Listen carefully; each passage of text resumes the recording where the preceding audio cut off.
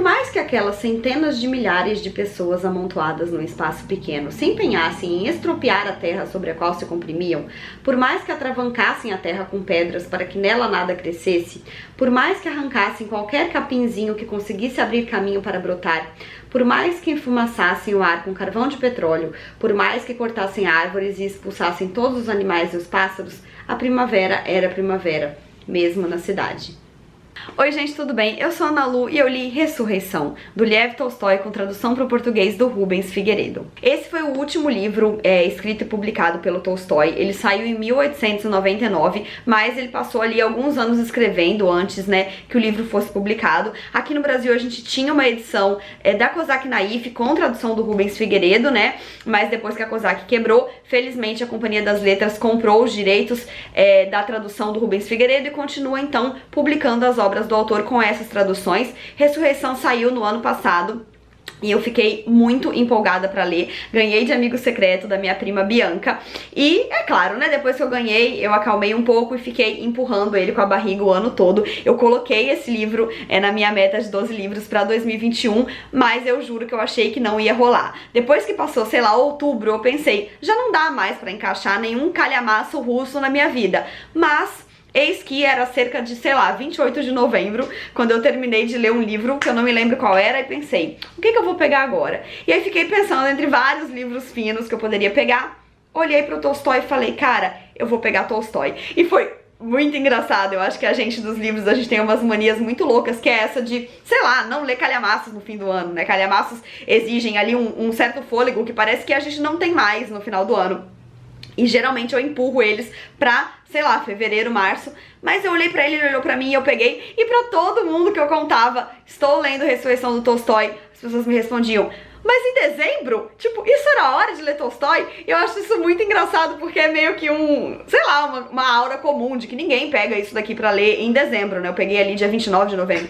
Mas enfim, foi muito engraçado esse detalhe. O fato é que devorei o livro, é um livro incrível, eu amei, solidificou o Tolstói pra mim, porque o primeiro livro que eu li do autor foi Ana Karenina, que é um dos favoritos da minha vida. Eu amei, eu enrolei muito tempo pra ler, porque eu tinha muito medo. Eu li Dostoiévski quando eu tinha ali meus 20 anos, menos que isso, eu devia ter uns 18, e na verdade eu fui ler Dostoiévski sem ter maturidade necessária pra isso, literária. Basicamente eu tinha lido Harry Potter e um monte de YA e peguei Dostoiévski, então eu não tive uma boa experiência, e eu fiquei com muito medo de autores russos, mas quando finalmente eu tive coragem de ler Ana Karenina, eu me deslumbrei com aquilo. Eu acho Ana Karenina um livro incrível, e pouco tempo depois eu li Felicidade Conjugal, que é uma novelinha, né? Acho que o Tolstói ele não tem meio termo, ou são os calhamaços, ou são novelas bem pequenininhas, e eu gostei de Felicidade Conjugal, mas eu sou uma pessoa de calhamaços. Em geral, livros muito curtos acabam não me marcando, e enfim, eu ficava meio que nessa do quando que eu vou ler Guerra e Paz, quando que eu vou ler Guerra e Paz,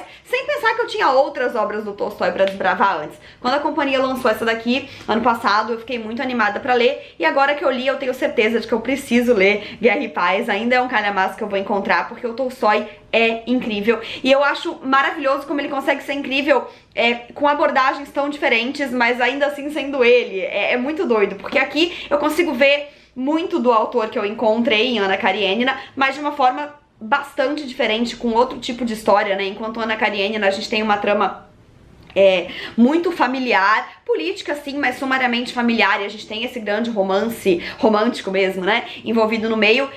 Eu esperava que eu fosse encontrar algo parecido aqui, mas enfim, o livro me pegou completamente de surpresa, e hoje a gente vai falar um pouquinho sobre ele. Depois de um podcast inteiro de preâmbulo, né, o vídeo já tá com quase 5 minutos, agora a gente vai começar a falar sobre o livro. Bom, o título desse livro me deixava muito curiosa. Eu acho que eu sempre fico muito curiosa quando o título tem apenas uma palavra. Eu acho que tem uma força sem tamanho. E aqui, quando a gente lê a sinopse, a gente não tem muita coisa entregue, né? A gente descobre que a gente vai acompanhar um homem que, ao ser convidado para integrar um júri, descobre na ré um amor de juventude que ele teve, e ele decide então fazer de tudo pra salvar ela dessa condenação. Lido isso aqui, eu imaginava que seria um romance bem romântico, assim, uma grande história de amor, ou até, quem sabe, uma história com um pouco de mistério, um pouco de crime. Eu não podia estar mais enganada, porque esse é realmente apenas um leve pano de fundo da história. que a gente descobre no prefácio escrito pelo próprio Rubens Figueiredo, que o Tolstói quis escrever a partir de um caso real, né? Então ele tinha um amigo jurista que contou pra ele esse caso de quando ele atendeu um moço que, ao compor um júri, descobriu na ré um amor de juventude, pipipipopopó, e quis então fazer de tudo para salvá-la. O Tolstói pediu pra ele mesmo escrever essa história, né? O jurista, que também era escritor, mas ele esperou ali alguns anos, o romance nunca saía, então ele falou assim, olha só, eu vou escrever. E aí ele escreveu isso daqui, ele levou alguns anos pra escrever. E a gente tem então essa história que parte desse fato. A gente tem o Nekhlyudov, que é um jovem nobre, né, ele é o príncipe Nekhlyudov. Eu confesso que eu não entendo muito como funciona a nobreza na Rússia, porque ele não me parece um príncipe dentro dos conformes, mas enfim, ele é chamado de príncipe. E ele vive uma vida assim cheia de regalias, né? Ele é criado por duas tias, ele tem terras que foram deixadas tanto pela sua família por parte de pai, quanto pela sua família por parte de mãe. Ele tem uma irmã já casada. E ele vive uma vida assim, aquela coisa meio boêmia, né? Um cara sem muito compromisso com a vida, ele já é rico mesmo, então ele não se importa muito com nada. E ele conhece, então, na sua juventude, a Katyusha, que era meio que empregada, meio que acolhida nessa casa, né, das tias, onde ele ia passar as férias, e ele se apaixona por ela. Ele passa alguns verões indo pra lá e ele vai construindo uma relação ali, meio que platônica com essa moça, até o momento em que eles, adultos, acabam se deitando juntos, só que pra ele era uma diversão e ela tava realmente apaixonada.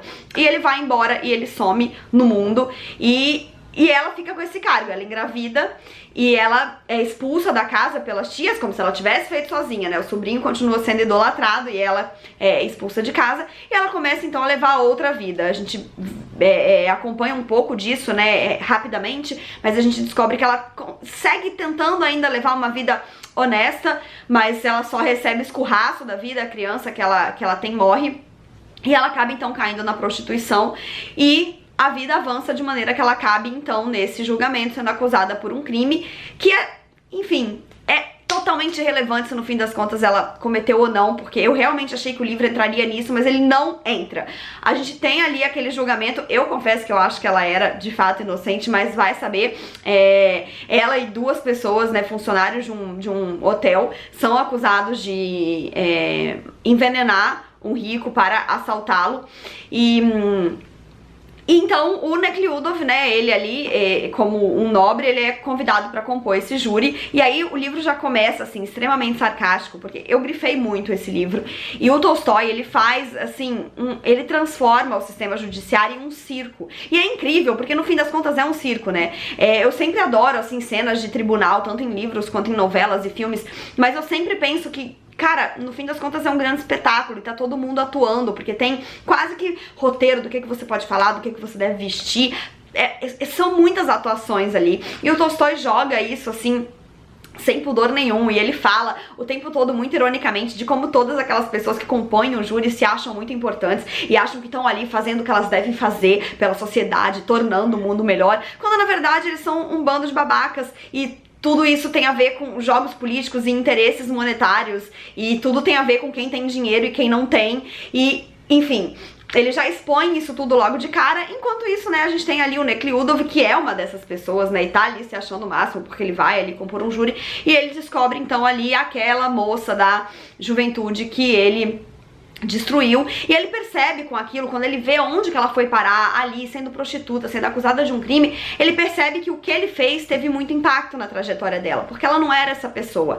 E aí ele tem ali um surto e ele decide que ele vai ser outra pessoa, que ele vai fazer de tudo pra ajudar ela. Ela acaba, né, por um erro ali na hora do júri de expressar a sua sentença, eles acabam errando ali numa forma de falar e ela acaba sendo então condenada a trabalhos forçados, e ele quer fazer de tudo pra reverter esse quadro. Então ele vai começar a falar com advogados, com grandes juristas, ele vai procurar até o imperador, que parece que é a instância máxima pra reverter uma decisão equivocada no judiciário, e no meio disso ele vai entrando, escarafunchando cada vez mais os meandros do sistema judiciário, que, enfim, aqui é o da Rússia em 1899, mas podia ser o nosso agora, né? Eu li Esse ano eu li Eu Tenho um Nome, da Chanel Miller, que é um livro que também acaba falando sobre sistema judiciário prisional. E ano passado eu li O Sol Ainda Brilha. Esqueci agora rapidamente o nome do autor, mas é outro livro, ambos de não ficção, que também vai falar sobre isso. E juntando tudo, só dá pra gente pensar o quanto o sistema judiciário é, de fato, uma grande palhaçada. E no fim eu termino pensando que esse livro aqui é um abolicionista penal, talvez um germe, né? É claro que o Tolstói, ele quer colocar aqui as ideias socialistas, que lhe eram já muito caras na época, mas eu vejo muito abolicionismo aqui nesse livro, porque ele tá o tempo todo criticando o sistema penal e mostrando como ele é ridículo. E quando ele começa a tentar ajudar essa moça, né, a Katiusha, na verdade ele vai frequentar tanto o presídio e conhecer tantas outras histórias de outras pessoas que estão ali presas, tanto injustamente como justamente, mas com penas que ultrapassam muito o que de fato deveria ser. Ele começa a tentar ajudar todo mundo e aí ele começa o mundo dele ruim. É isso que acontece, porque ele cai de paraquedas, né, ele que veio da nobreza, dentro disso tudo, ele começa a descobrir o quanto a sociedade é ridícula e o quanto as pessoas estão ali por conta da estrutura e na verdade essa estrutura é alimentada por ela mesma e os ricos não querem nem saber e eles jogam aquelas pessoas ali que muitas vezes roubaram por causa de extrema necessidade pra matar a fome de um filho, e ele começa a achar tudo isso absurdo. Só que é meio louco a gente ler isso quando a gente já tem um tanto dessa consciência, porque a gente vê um personagem que tá descobrindo tudo isso. E eu fiquei muito em dúvida ao longo de toda a minha leitura se o Tolstói ele realmente acredita muito no Nekhlyudov como essa pessoa descobrindo tudo isso e renovando a sua alma, ou até o Nekhlyudov é uma grande ironia do rico que descobre tudo isso pela primeira vez e fica, oh meu Deus, o que posso fazer? Né? Aqui no livro, né, o título é muito expressivo no fim das contas, porque a gente tem quase que uma ressurreição desse personagem, porque ele se transforma completamente, mas enquanto ele se transforma, ele pensa em muita alta cota sobre ele mesmo. Então ele faz tudo isso, ele luta ali pelos mais pobres, ele doa as terras dele, mas ele senta em casa à noite e ele fica, como sou incrível, como sou iluminado. E aí eu fico muito em dúvida se ele é uma ironia ou se ele não é. Mas fazendo algumas pesquisas na internet, eu descobri que talvez o Nekhlyudov seja um alter ego do próprio Tolstói. Então, acho que não é ironia. Talvez ele mesmo se levasse em alta cota, se sentindo ali muito espiritualizado e iluminado por ter descoberto tudo isso. Mas não tem como a gente não ler de uma maneira um pouco irônica, né? E, enfim, eu gostei muito desse livro. Pra mim é mais uma obra incrível do autor, que eu recomendo assim de olhos fechados. Foi outro livro longo que eu li muito rápido porque eu não queria largar. Eu grifei muito e eu acho que a gente sai sim transformado da leitura. Eu acho que é um livro genial e eu não sei mais o que dizer pra vocês lerem, pra vocês serem convencidos. Se vocês já leram, comentem aqui embaixo que eu vou adorar saber. E enfim, espero que vocês tenham gostado desse vídeo. Não se esqueçam de se inscrever no canal se ainda não forem inscritos e deixarem um joinha se curtiram, porque isso ajuda muito o canal a crescer. Um beijo e até a próxima. Tchau!